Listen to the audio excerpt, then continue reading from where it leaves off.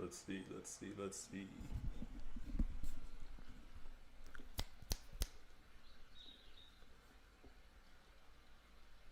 I think that things are starting up right about now. Fire. What's going on, everybody? This is Alex Wilder. I hope everybody's having a great day. It is time for another pre-drop market watch. So I thought it would be fun if we just took some time, just like we did a few days ago, and went through what the current state is of the market, what's going on in the Veve space, and then just whatever else we really want to talk about. There's some cool things happening as always. So I've got my coffee. I'm here in my PJs. We have 2 hours until the actual official drop for today starts. Let's get into absolutely everything that we want to talk about. Before we hopped in, make sure that you hit the like button. Make sure you subscribe. That really, really helps with the channel, the algorithm, everything. So if you appreciate anything that your boy is doing, know that I'm just here talking about my own experiences. None of this is financial advice. It's just sort of my thinking, how I'm looking at some of the things that are going on right now in the Veve marketplace. It's peaceful today. So funny thing, I have another video from yesterday where I fell asleep before I finished uploading it. I have an exported version of it, which I think is fine. I'm going to upload it after this, but it also talks about some of the state of the Veve place today as if it's still yesterday. So when I upload that, just know that that's why. But I'm going to make some more videos today. I'm really kind of getting big on just kind of overdoing it because there's so much going on. There's a lot of fun and opportunities are crazy. So I hope you guys, if you're new to the Veve space and this is your first couple of weeks on the platform, maybe you've only been in it for a month, or maybe you're brand new, you don't know where to start. So I started this channel because I thought it would be fun to kind of film the things that I was attempting in the NFT space. And I stumbled upon Veve through like secondhand conversation. And this is the app that really sucked me in. It's the one where I think that there is a lot of great possibilities. So watch my Road to Blue Chip playlist. That's where I'm trying to maneuver my way through whatever circumstances or whatever I need to do in order to get my first blue chip piece on the Veve app. The next step is probably going to be maybe to stack some more blue chips or to just like increase the liquidity pool to a certain amount. I like to keep it at about 30% if possible, which is relatively high depending on who you're talking to. Right now I'm below that because I'm waiting for this pump to happen, but everything is so discounted. So let's look at the Veve's Twitter platform and let's just kind of see what they're up to. Let me make sure that I'm on the last thing that they posted, because they only post when it's like time for drops, when there's a Veve article, so forth and so on. I think this is cool. A closer look at the rare and the ultra rare covers by Mike McCone and Israel Silva for Marvel's Hero for Hire #1. Yeah, I think that he's looking really swole and really big on the cover like he always does. It's weird to me sometimes seeing modernized covers of the classic styles of characters. I think that on the Daredevil #1 cover, some of when he's wearing like the old yellow and red suit, some of the illustrations, I'm just like, they're so modern, but I know that is just kind of how it is. So like when I look over here and I look up at Luke Cage, I'm reminded of like those kind of not filler issues, but where they bring in another artist to do one of the arcs in comic books. And that used to happen all the time. And Fantastic Four was the one that I latched onto the most. But I love Luke Cage. So I have an affinity for Luke Cage because I love that Marvel show.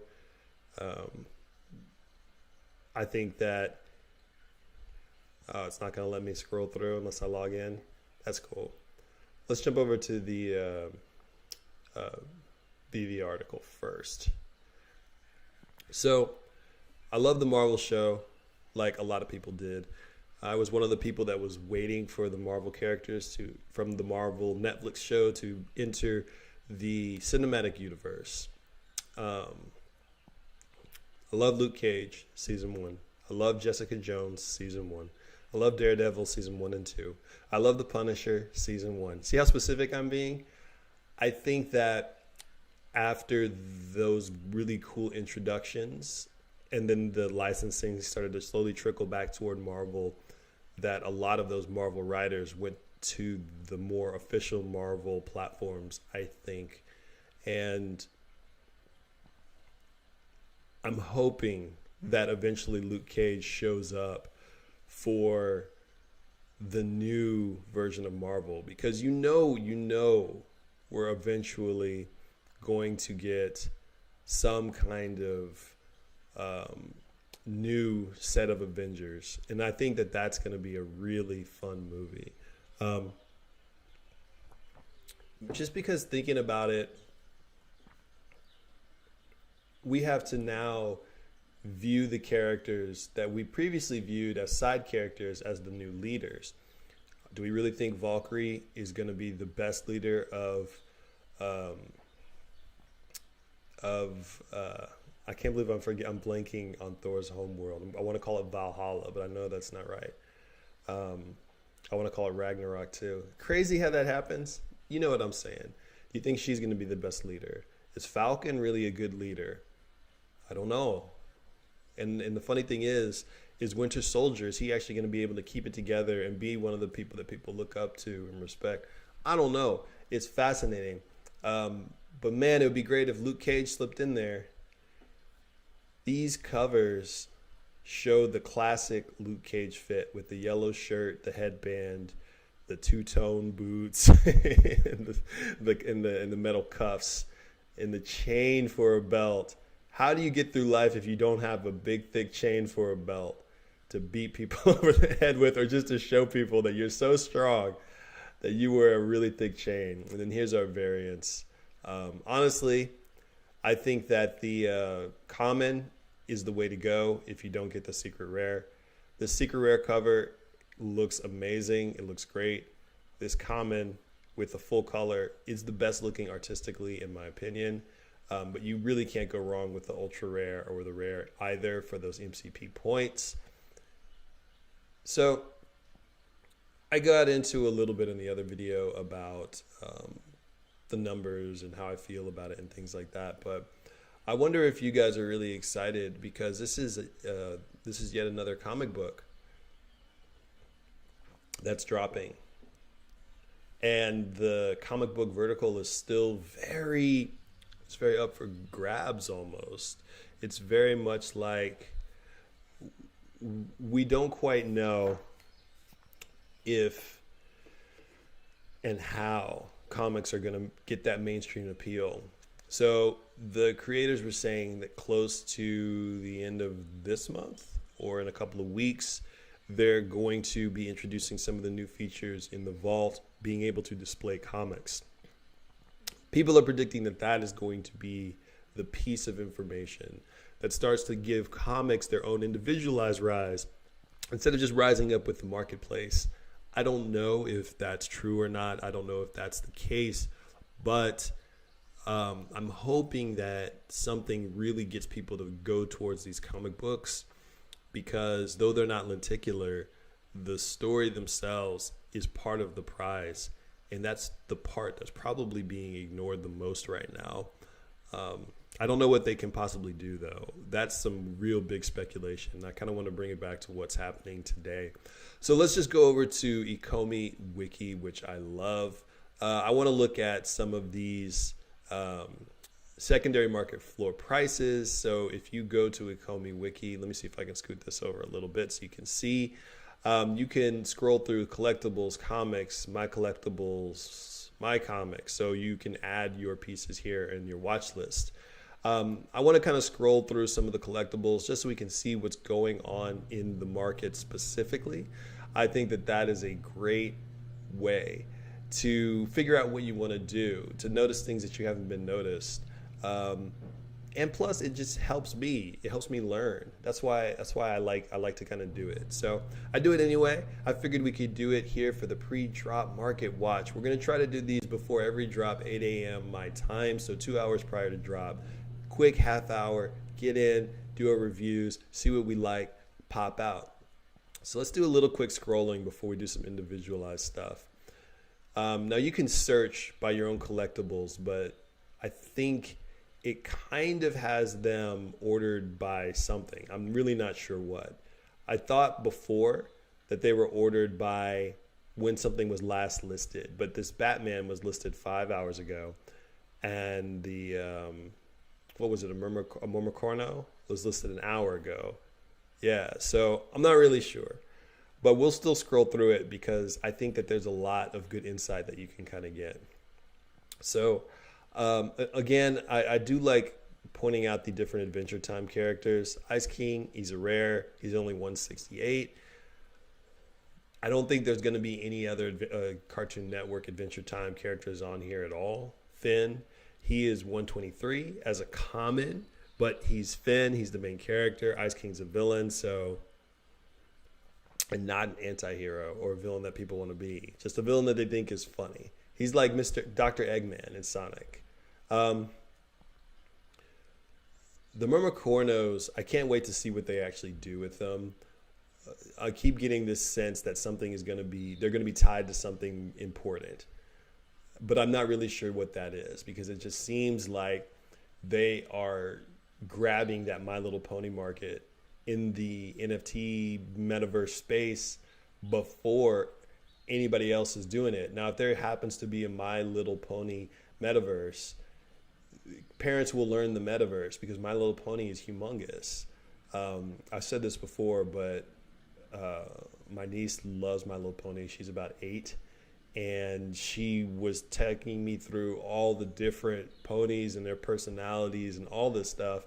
And in my head, I'm like, I remember when these came out when I was a little kid, and I was just like, oh, it's just some doll horse thing. And they're popular then, and they're still popular now, over 30 years later. It is crazy. So it's one of those things where I think it can't be ignored. And of course, the ultra rare Marceline from Adventure Time is going to be one of the ones that people like.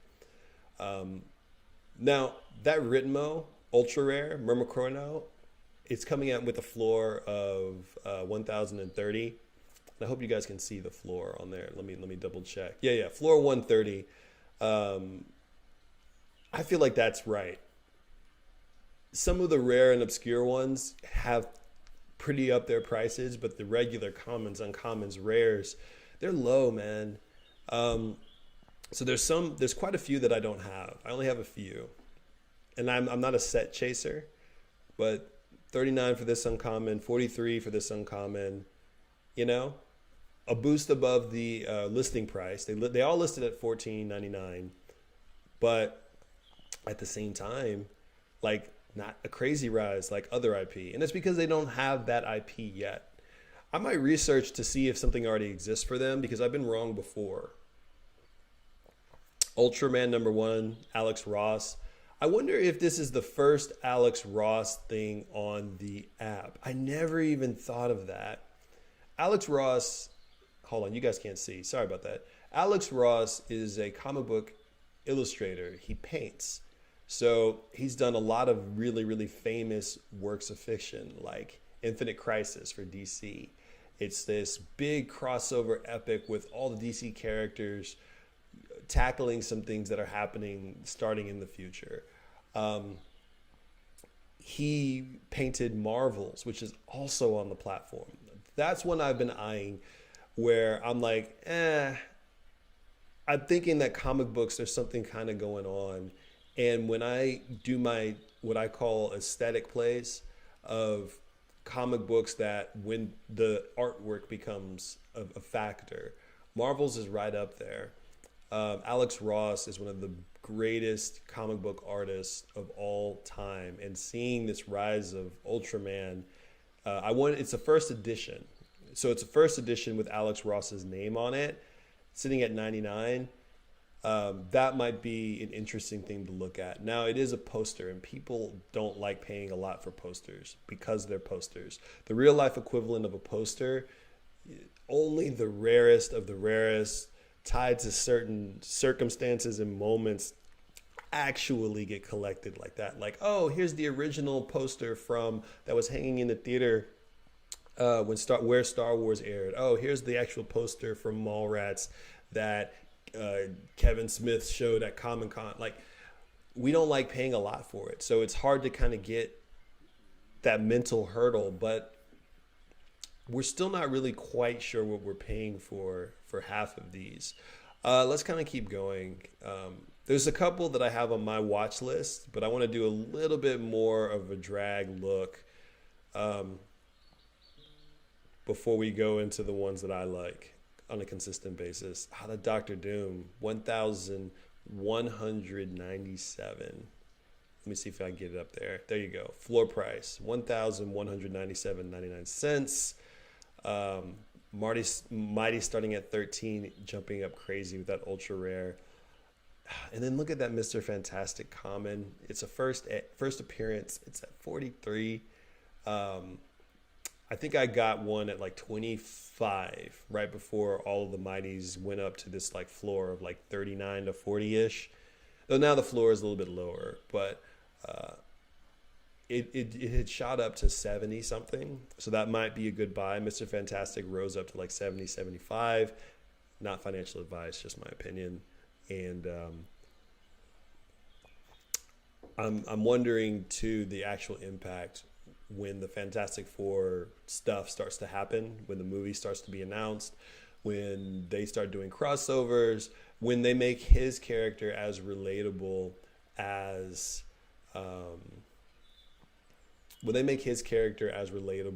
Doctor Strange, who was another character that people were like, we know him, but people don't know him. Yeah, let's look at some of my collectibles. I'm going to go up to the top. Not mine, but on my watch list. There's some that I'm like really interested in. And seeing what they do, I think is really fascinating. Okay, so originally I have the DC Heroes Season 2, what do you call them? DC Cover Girls. Supergirl, Batgirl, Wonder Woman. See if I can get them all in. Perfect. Okay, so look right here.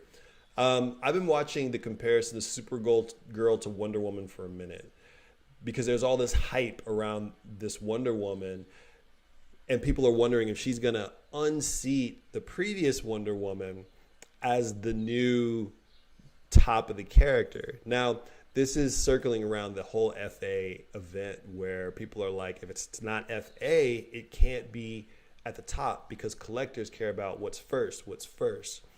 But the first Wonder Woman was drawn in this real kind of like cartoony style, not in the Mighty style, but even more cartoony, almost closer to like Ren and Stimpy or something like that. And this is the first Wonder Woman that is like fully in style, full costume, like looks like the character as she's drawn in the comics, as we see her on TV shows. I was just watching DC Justice Society of America World War II, and they had a classic Wonder Woman style, and she's more closer to this, even though she doesn't have the exact same weapons, but she did have the lasso of truth, than she is to the other version of Wonder Woman. She just feels like better. And for a couple of days post drop, 3-4 days, this uncommon was sitting higher than the Supergirl rare. So seeing the Supergirl rare now up at 286, this is the first time I think I saw this morning. First time that the Supergirl rare price crossed Wonder Woman. Probably happened last night sometime somewhere. But I'm always surprised when that isn't the case because the rares just have a much smaller edition size. But with these three, it's a very interesting conversation. The Batgirl's dipping, dipping, dipping. I'm still kind of behind the Batgirl just for the aesthetic kick. I think that it's going to be a very popular piece just as far as looks wise, but that Wonder Woman is making me scratch my head. But that's not part of my plan, so I'm trying not to FOMO in, and I'm trying to stick to what I've already said. What I'm trying to decide is if I don't get the drop today, do I then just wait even more for prices to pump, or do I just try to grab one more thing while it's on sale? And what's the real sales? This Batgirl is going to $68.88. It's going to be a Batgirl that people are going to want to buy eventually, but maybe not very soon. The Spider-Man Common, it's another Spider-Man. It's not FA, so I'm not stressing it. Spider-Man 2099, someone posted that it's going to have a new comic book series coming out in March or May. That's not a cartoon series, so maybe it will spurn one, but like everybody loves the art style, and I think it's a really great mighty to have. If you have this secret rare first appearance, 2,600 something, shot up really fast, yeah, because it's Spider-Man. Spider-Man and Batman. Spider-Man and Batman. Spider-Man and Batman. Those are the ones. Spider-Man is the character who we all think that we are. And that everyday relatability, even though he can lift basically like what? Couple tons or half a ton or something crazy like that. He can soar through the air with his like webs and stuff, and he can do flips. He does these crazy spider senses, but he still feels like us because his life is frustrating. So Spider-Man and Batman. Batman is like our ideal. If I really focused and concentrated, I could be Batman too. Any character we feel like we could be, we feel like we kind of are already in a lot of ways. Those are the ones. And you don't even have to like guess, like, like who's the most popular superheroes in the world? Who has the most movies? Spider-Man, Batman. So Spider-Woman is still sitting at 57. She's low, and that is to be expected. I posted a video about why Spider-Gwen is always going to sit above Spider-Woman. And it's because of how they treat the character, not anything to do with Marvel Mighties or anything like that. Common Mickey 725. See, it's still outside my liquidity pool. And the uncommon that actually like does the happy whistle, it's a 910. Disney people are snatching these bad boys up as they're rising. Deadpool common now back kind of around 150. Storm at 70. People are really loving Storm. The first X-Men on the platform, an FA, now at 71. I flipped one that I got right before she kind of rose. Like I got her at like maybe 25 or 20. It was really low, and I think it was even below the list price of 50. It was like way below. It makes me wish that I had bought like only Storms because they just shot up when all this news came and people really got into them. But this is still pretty low. 71 is not bad for an FA. And of course, you got to look at the partner statue. 45K with a 333 list price. C3PO 4.1. Iron Man 2.4. Avengers logo 1.9. Basically 2. Wall-E 1.399. For golden moments, Wall-E is obviously the easiest one to get into right now. It's an uncommon, so there's the uncommon bias anyway. It's an FA, it's Disney, but it is 1.3. So it's like you kind of either have to start high or build yourself up to it. But it's not a bad one to have. Of course, everyone wants the cooler characters or they want that partner statue, but those are really, really out of reach at the moment. And then I have these mighties that I like to look at. I'm really interested in these for whatever gameplay mechanics that are going to happen with Marvel Mighty's characters. And if those are going to be intrinsic to the Veve space in any way, are they going to be related, So when I think about these, I'm thinking about and which characters are going to be fun to play? Icarus is an obvious character. He can fly, he's strong, he's Superman, he shoots lasers out of his eyes.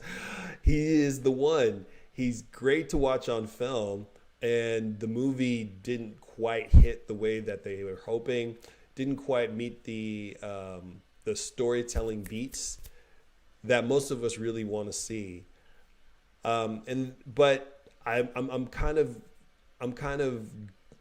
nodding my head to these while they're pretty low. They're a lot of them sitting under 200% of an increase from the drop increase, which is pretty rare at the moment, especially when the price is only 113. So these are good ones to get, in my opinion, if you want to try to get a set, or if you think that they're really going to rise when the pump rise. But obviously, do your own research. So I'm contemplating too of if I should get the zombie rare Spider-Man #2 when I actually make my first grab at something next level. I have the zombie hunter Spider-Man common, and then this might be one of those underneath blue chip pieces that are set to rise, plus it would give me a full set, and it's Spider-Man, like Ben Reilly uncommon, now down to $4.99. Anything Spider-Man, y'all. And also the Marvel Mighty's Fantastic Fours. Sue Storm is cheap now. She got up to close to 1 something during the pump. The Thing got up to 80 something during the pump. Human Torch, I don't think has dipped that much. But see, I love just looking at this stuff. So as you guys notice, I don't have, let me see if I can go to the main page really quick because my battery is getting low. I don't have the access to the charts yet. I haven't grabbed, of course I went to the wrong page when I'm in a hurry, but I'm just gonna leave it here because they look cool. I didn't sign up for the actual graphs and the charts yet. I think if we get to about 100 subscribers, I'll go ahead and do that, and we can review the charts as well. I need to figure out this power problem because I hate having to rush. But thank you so much for tuning in to pre-drop Veve Market Watch. We're going to do this every pre-drop, quick 30 minutes, where we can just talk through what's happening right now, what I'm interested in, what looks good, what looks discounted, and what we're excited about. So good luck on everybody's drop. I'm going to log off, probably get my affairs in order, go look at some other lives that do stuff live, maybe like Non-Fungible. I like his channel a lot. And we're just going to keep the ball moving. So thank you so much for watching. I'm Alex Wilder. You're watching Wild with Wilder. Make sure to like the video. Make sure to subscribe to the video because every little bit helps. Don't worry. I'm going to put some more things in place and some more ways that you can support the channel. So thank you so much. Good luck on today's drop. Peace.